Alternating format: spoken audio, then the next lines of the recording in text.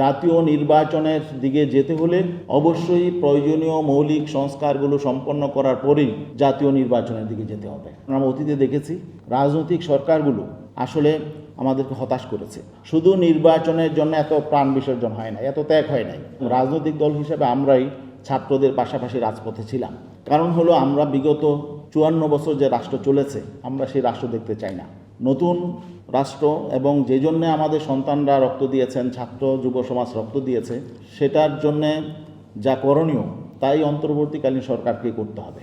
কারণ আমরা অতীতে দেখেছি রাজনৈতিক সরকারগুলো আসলে আমাদেরকে হতাশ করেছে। অতীতে অনেকবার অনেক সরকার পরিবর্তন হয়েছে, কিন্তু কেউই আসলে জনগণের কল্যাণে সেভাবে রাষ্ট্রের প্রয়োজনীয় সংস্কারগুলো করে নাই। আমাদের যেই মৌলিক যেই কথাটা থাকবে আজকে, সেটা হলো প্রয়োজনীয় মৌলিক সংস্কার অবশ্যই সম্পন্ন করতে হবে।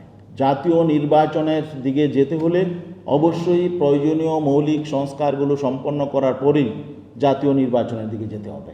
আমরা আজকে দেখছি যে নির্বাচন কমিশন থেকে বারবার বলা হচ্ছে তারা নির্বাচনের জন্য প্রস্তুত।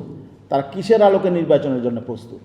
যেহেতু একটা সংস্কারের কার্যক্রম চলছে, তাহলে তারা কোন বিধানের আলোকে, কোন নীতির আলোকে, কোন পদ্ধতির আলোকে তারা নির্বাচনের জন্য প্রস্তুতি দিচ্ছে?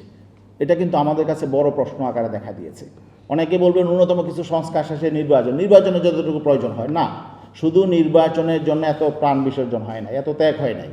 আর শুধু নির্বাচন হলেই মৌলিক পরিবর্তন হয়ে যাবে, মানুষের প্রত্যাশা পূরণ হবে, দেশ সঠিকভাবে পরিচালিত হবে, এটা মানুষ বিশ্বাস করে না, আমরাও বিশ্বাস করি না। কারণ অতীতে খারাপ নির্বাচন যেমন হয়েছে, কিছু কিছু ভালো নির্বাচন হয়েছে, কিন্তু ভালো নির্বাচনের পরও আমরা ভালো দেশ পাই নাই, আমরা সুশাসন পাই নাই, আমরা দুর্নীতিমুক্ত প্রশাসন পাই নাই।